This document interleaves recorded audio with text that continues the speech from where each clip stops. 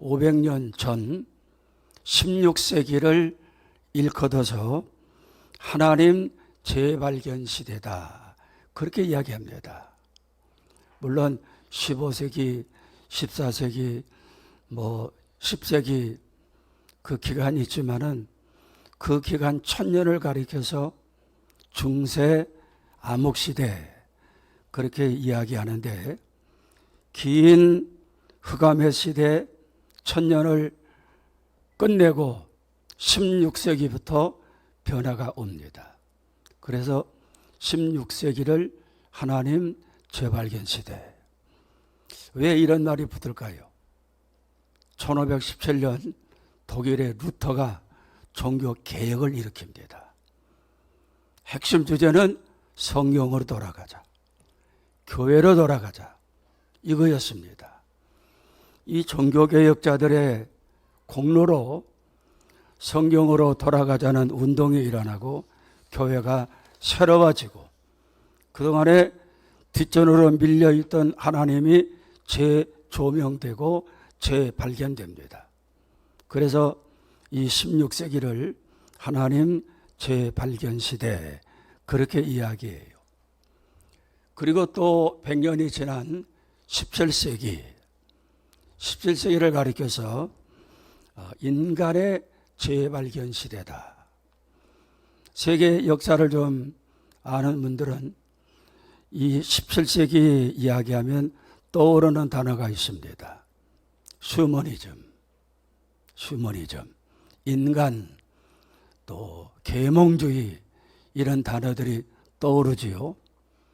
그 전세기 16세기가 하나님이 강조되었기 때문에 그 반등으로 일어나는 것이 인간입니다. 인간의 지혜와 이성을 개발해서 산업혁명이 일어나고, 사람들이 도시로 밀려오고, 기계들이 발견되고, 이런 인간의 역할이 재조명되는 100년이었다고 이야기합니다. 18세기를 가리켜서 남자의 발견 시대, 남성의 역할이 강조되고 남성들의 활약이 두드러졌던 시대라 18세기를 그렇게 이야기합니다. 여러분, 그렇다면 19세기는 무슨 시대가 될 것 같습니까? 여성시대죠, 여성시대. 그동안에 남자 그늘에 가려있던 여자들의 인권이 살아나고, 여성 해방운동이 일어나고, 또 뭡니까? 여성들의 참정권이 보장되고, 각 분야에서 여성들이 사회적으로 진출하면서 여성들의 활약이 두드러지게 나타났던 시대가 19세기입니다. 그 다음 20세기, 무슨 시대였을 것 같습니까? 대개 사회과학자들은 20세기는 어린이 발견 시대라, 그렇게 이야기합니다. 어린이들의 존재와 가치가 새롭게 조명되고, 어린이는 미래의 소중한 자산이다. 보호받고 교육받고 양육받아야 될 이런 존재라는 것이 새롭게 조명되는 시대가 바로 20세기입니다. 자, 이제 21세기입니다. 우리가 살고 있는 이 시대지요. 벌써 20세기도 금년이 24년도니까 24년 지나갔습니다. 아직 끝나지 않았지만은 21세기는 어떤 시대일까? 산업혁명이 일어납니다. 로봇 시대예요. 언젠가 어느 식당에 갔더니 종업원이 안 따라와요. 그 보니까 탁자 위에 키오스크라 그러지요. 메뉴 선택하는 조그만한 모니터가 있고, 메뉴를 선택했더니 거기다가 계산까지 하래요. 계산 끝나고 있으니까 조그만한 유모차 같은 것이 옵니다. 그게 뭔가 하고 봤더니 거기에 우리가 주문한 음식이 그대로 와 있더라고요. 그 먹고 그냥 나오면 되는 거야. 그걸 경험하면서 제가 느낀 것이 참 삭막하다. 어서 오세요. 뭘 드시겠어요? 맛있게 드세요. 안녕히 가세요. 이런 거 없어요. 참 삭막한 시대가 되었습니다. 또 나이 먹은 사람들은 어디 가서 주문도 못할 것 같아. 또 21세기의 화두는 또 뭡니까? 노인이 강조되고 있습니다. 연령이 늘어나니까 좀 표현이 그렇습니다만은 안 죽어요. 80살, 90살, 100살이 돼도 계속 삽니다. 노인들이 늘어나다 보니까 노인들의 인권 문제, 노인들의 그 보호하는 문제, 이런 문제들이 사회적인 이슈가 됩니다. 그러나 저는 가만히 기도하면서 그런 마음을 가져요. 21세기가 가정 재발견 시대가 되었으면 좋겠다. 여러분도 그렇게 믿지 않습니까? 가정을 잃어버리고 살아요. 브로큰 패밀리, 가정이 깨집니다. 퇴근하면은 돌아가서 따뜻한 밥상에 앉아 오손도손 대화도 나누고 쉴 수 있는 그런 공간들이 점점 줄어듭니다. 얼마 전에 신문에 보니까 서울에 독거 가정이, 한 사람 사는 가정이 51%가 넘었더라고요. 한 10여 년 전만 해도 제가 그런 얘기한 것 같아요. 서울에 독거 가정이 25%쯤 됩니다. 근데 그 10년 사이에 절반이 늘어가지고 한 집 건너 한 집 건너 혼자 사는 사람들이 그렇게 많다는 것입니다. 저출산, 큰 사회적인 문제지요. 고령화 심각합니다. 동성애라든지 이혼이라든지. 여러분, 제가 그 라스베가스를 가서 느낀 것 중에 참 이 도시가 말세를 잘 드러내고 있는 도시구나 하는 것을 느꼈어요. 그 라스베가스는 이혼이 가장 빠르게 이루어지는 도시입니다. 내가 저 남자와 저 여자와 살기 싫다. 다른 주에서는 이혼 신청하면 적어도 6개월이 걸리는데 라스베가스에서는 6주밖에 안 걸린대요. 결혼식은 더 빠르게 진행됩니다. 우리가 스타벅스라든지 이런 빵집에 가다 보면은 맥도날드도 그렇죠. 드라이브 스루인 그런 코너가 있습니다. 자동차 타고 가서 창고에 나오는 사람한테 나 아메리카노 2잔 그러면은 즉각 줘요. 남자 여자가 그 드라이브 스루 웨딩 센터에 들어갑니다. 그러면은 그 창구에 목사나 신부가 서 있어요. 미국에서는 목사나 신부가 아니면은 결혼이 안 됩니다. 창구 내밀고 결혼하러 왔습니다. 소리 주세요. 그러면 목사가 사인을 해요. 자, 선서합니다. 사랑합니까? 예. 사랑합니까? 예. 신부가 사인해요. 오케이. 결혼식 끝났습니다. 3분밖에 안 걸린대요. 놀라운 세상이죠. 그러니 이혼도 잦다는 것입니다. 그렇게 쉽게 감정적으로 결혼식하고, 그러니 이혼도 너무 쉽다는 거지요. 이런 가정들이 다 깨지고 있습니다. 가정은 교회와 함께 하나님이 허락하신 축복의 공동체입니다. 천국의 모형이에요. 너희들이 장차 들어갈 천국을 가정에서 경험하며 살아라. 너희들이 장차 들어갈 천국을 교회 안에서 경험하며 살아라. 그리고 주신 교회가 은연교회인 줄 믿으시기 바랍니다. 이런 가정들이 깨지고 있습니다. 어느 가정에서 제가 옛날에 한번 한 것 같아요. 부부싸움이 벌어졌어요. 서로 막 치고받고 하다가 에휴 나 죽겠다 그리고 여자가 15층 아파트에서 뛰어내렸습니다. 그랬더니 남자도 아이고 이놈의 세상 그리고 뛰어내렸습니다. 방 안에 있던 아들이 그걸 보더니만 엄마 아빠 그리고는 또 뛰어내렸어요. 15층에서. 어떻게 되었겠습니까? 다 죽었겠지요. 그런데 멀쩡하더래요 다들. 그 경찰이 알아보니까 여자는 날라리였고 남편은 제비족이었고 자식놈은 비행 청소년이었대요. 비행 청소년이니까 막 날아가서 안착한 거고 날라리니까 날아가 가지고 안착한 거고 제비족이니까 제비처럼 날아가서 안착했고 얼마 전에 이야기했던 그 뭡니까 신랑 신부 이야기 이름 얼렁 신부 뚱땅 남편 똑같은 얘기지요. 이게 그게 우리의 가정인 것입니다. 이런 가정들이 회복되는 해가 되었으면 좋겠다. 아직 74년 남았지만은 이 기간 동안에 가정 부흥운동, 성경으로 돌아가는 운동, 기도 운동에서 하나님이 사랑하시고 하나님이 기뻐하시는 가정이 우뚝우뚝 세워지는 가정 재발견 시대가 되었으면 좋겠다.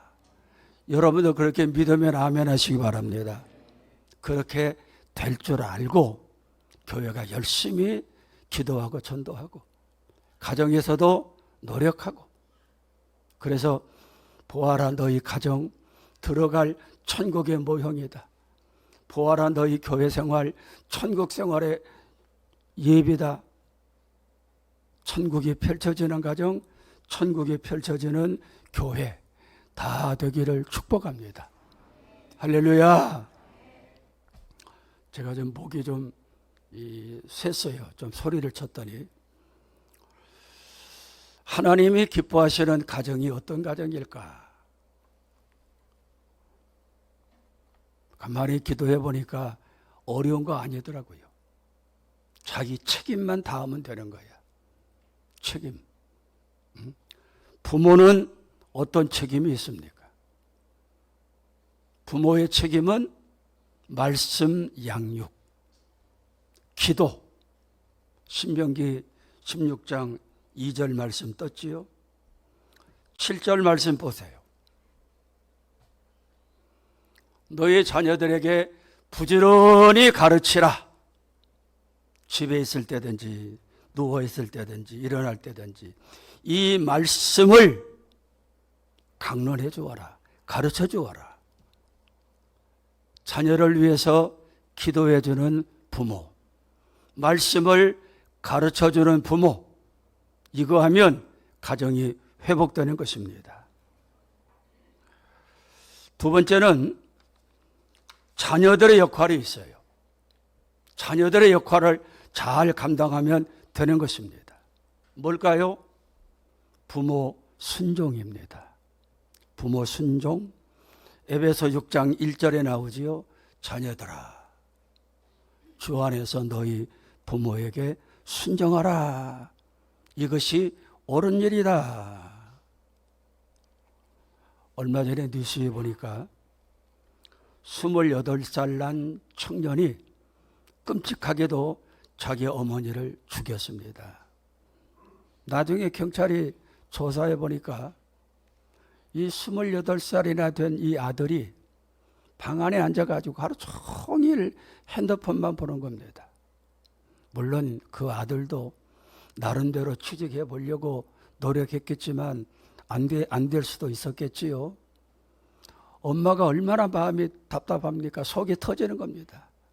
야 이놈아 나가서 좀 일자리라도 알아보고 남들 하는 알바라도 해야지. 젊디 젊은 놈이 방 안에서 저렇게 여기 썩고 있느냐고. 그 잔소리가 듣기 싫어가지고 어머니를 찔러 죽였다는 거예요. 이게 우리 대한민국에서 아주 흔하게 일어나고 있는 일입니다. 부모를 섬기는, 부모에게 효도하는, 부모에게 순종하는 이런 자녀들이 있을 때 가정도 회복되는 것입니다. 우리 청년들만 아멘 못 알아들어가지고 늦게 아멘 해도 괜찮아요. 그 다음에 남편들의 역할이 있어요. 남편들의 분들만 이 성경 한번 읽어봅니다. 자, 시작.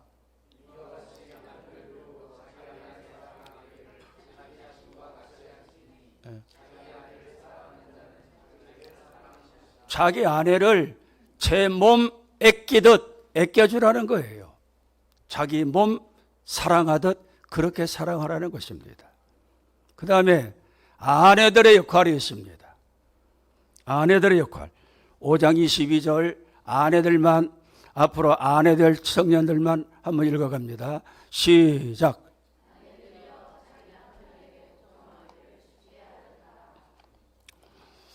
아내들의 숫자가 훨씬 많은데 소리가 적네요. 좀 자신이 없나? 요즘 세상이 어떤 세상인데 남편에게 복종하라고? 순종도 힘든 일인데? 그런데 그 뒤에 따라오는 단어가 있습니다. 뭡니까? 주님에게 하듯 자기 남편에게 하라는 거예요. 따라합시다. 주님에게 하듯이 내 남편에게 하자. 이거 다 하면 가정의 행복은 절로 오는 것입니다. 그래서 잃어버린 가정이 새롭게 회복되고, 그래서 21세기는 가정이 재발견되어지는 이런 은혜가 있기를 우리가 기도하고 함께 그런 운동을 해서 가정이 교회와 같은 이런 가정 되기를 주의 이름으로 축복합니다. 할렐루야. 사무엘상에 보면 초반부에 두 가정이 나옵니다. 한나의 가정, 엘리의 가정. 엘리 가정은 저 산골짜기, 에브라임의 산지, 산골짜기 가난한 동네에서 들리라며 먹고 사는 가난한 집안이에요. 아마 여러 가지로 볼 때 이 한나는 교회 권사님쯤 되지 않을까 그리 여겨집니다. 그리고 엘리가 나오지요. 엘리는 제사장입니다. 한나 가정하고는 비교도 안 돼요. 한나의 가정이 흙수저라면 엘리 가정은 금수저입니다. 지도층입니다. 그런데 뒤에 가서 보면 이렇게 명문 가정이라고 여겨지는 엘리 가정은 뭡니까? 몰살을 당해요. 두 아들도 죽임을 당하고 엘리도 죽습니다. 왜 그럴까요? 자녀 교육을 잘못시켰기 때문에. 성경 띄워보세요. 사무엘상 2장 17절. 거기 뭐라고 나옵니까? 아들놈들이 여호와의 예배를 멸시하느니라. 그냥 교회 안 가는 것뿐만 아니라 예배 자체를 멸시해요. 예배 시간에 소리 지르고 왔다 갔다 하고 그 예배 드린 걸 회방하고, 아버지 또 예배 드립니까? 그 다음에 3장 13절 보세요. 시작.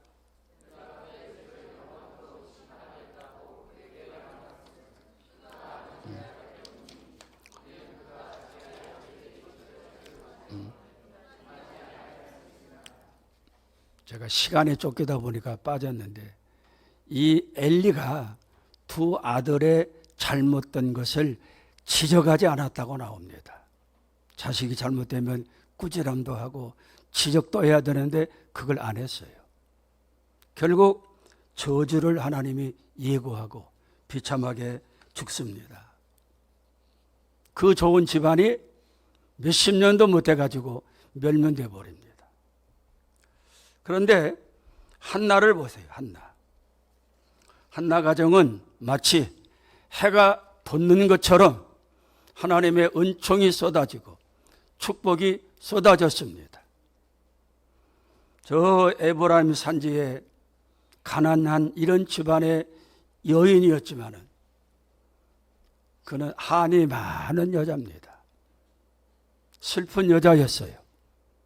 자기 문제를 가지고 하나님 앞에 나가서 기도합니다. 1장 15절 볼래요? 자, 시작.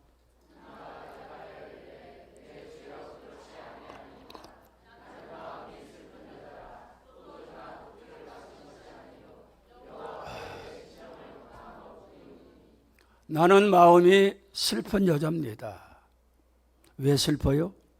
자식이 없기 때문에. 그리고 자식이 없는 것을 괄시받아요. 그것 때문에 마음이 슬픈 것입니다. 뭐 지금이야 이런 사상이 많이 줄어들었지만은 이 당시만 해도 여자들이 결혼해 가가지고 대를 이어주지 못한다는 것은 큰 불행이었고 저주에 가까운 아픔이었습니다. 여러분, 혹시 여러분 마음이 슬프지 않습니까? 마음이 외롭고 힘들고 우울하고 어디론가 훌쩍 가고 싶고. 한나가 그랬다니까요. 그래서 한나가 찾아간 곳은 하나님의 성전이었습니다. 성전에 올라가서 뭘 했습니까? 기도했어요. 기도. 어떻게 기도했는가? 1장 12절 봅니다. 오랫동안 기도했다. 따라합시다. 오랫동안 기도했다. 이 오랫동안은 얼마를 얘기할까요? 1년? 2년? 3년? 40일? 아니에요. 임신의 기미가 보일 때까지, 응답이 오기까지. 그 다음에 13절에 보니까 한나는 방언 기도를 합니다. 방언 기도를 해요. 되게 기도를 오래 하는 사람들은 방언 기도 하잖아요. 방언 기도. 저도 참 옛날에 방언 기도 많이 했는데 요즘에는 방언 기도 잘 안 씁니다. 문제를 가지고 기도하지. 아주 혀가 닳도록 기도했습니다. 한나가. 그랬더니 그에게 놀라운 일이 벌어지지요. 하나님께서 그의 기도를 들으셨습니다. 그의 기도를 응답하셨습니다. 기도하는 여러분에게 이런 역사가 일어나기를 축복합니다. 아멘.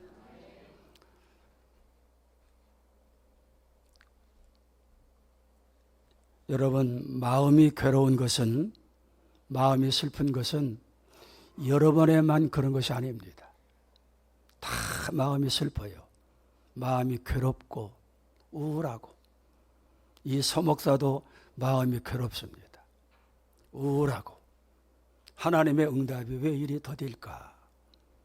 여러분도 그래서 그런 문제 가지고 어디로 갑니까?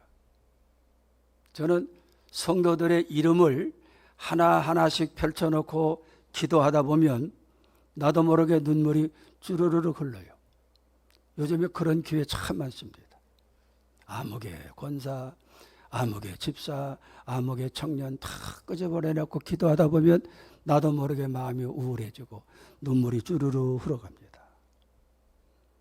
여러분, 그런 여러분의 외로움, 슬픔은 다른 사람들도 지닐 수 있다. 그런 마음은 곧 기도의 자리를 찾으라는 것입니다. 하나님이 우리에게 주신 최고의 무기는 기도의 무기예요. 비록 응답은 좀 더딜지라도 하나님의 뜻에 맞는 기도를 하면 반드시 이루어지는 것입니다. 암브로스 목사님이 계십니다. 신자 중에 모니카라는 집사가 있는데 기도할 때마다 애통하며 기도합니다. 애통하며 기도해요. 너무나 안타까워서 모니카 집사님, 눈물의 기도를 드리는 어머니의 자식은 결코 망하지 않습니다. 거기에 용기를 얻어요. 아들이 타락했거든, 방탕했거든. 그 용기를 듣고 15년 동안 집중적으로 기도합니다. 15년 어느 날 아들이 예수 믿게 되고 회개하게 되고 성령 세례받게 되고 신학대전이라는 훌륭한 책을 만들고, 그 아들 이름이 누굽니까? 어거스틴이지요. 그 아들 이름 앞에는 언제든지 성자가 따라다닙니다. 성 어거스틴, 성 어거스틴. 하나만 더 이야기하고 마칠게요. 여러분, 발명왕 누굽니까? 토마스 에디슨입니다. 이 아이는 요즘 말로 말하면 지적 장애였어요. 그 당시에는 그런 구분이 없었으니까 좀 다른 사람들이 볼 때 엉뚱한 아이, 학습 능력이 부족한 아이. 결국 초등학교 3학년 때 퇴학 통지서를 받아가지고 집에 옵니다. 여러분, 자식이 학습 능력이 부족하다고 퇴학 통지서 받아가지고 집에 들어올 때 그 자식을 보는 어머니의 마음이 어떻겠어요? 에이구, 지혜배 닮아가지고. 그런 사람도 있습니다. 그런데 에디슨 어머니는 달랐습니다. 그 아이를 품에 끌어안고 다짐을 하면서 기도해요. 뜨거운 눈물이 뚝뚝 떨어지는데 에디슨의 목덜미에 떨어집니다. 하나님, 세상에서는 지적 장애아라고 버림을 받았지만 나는 이 아이를 하나님이 기뻐하시는 우등생으로 기도하며 키우겠습니다.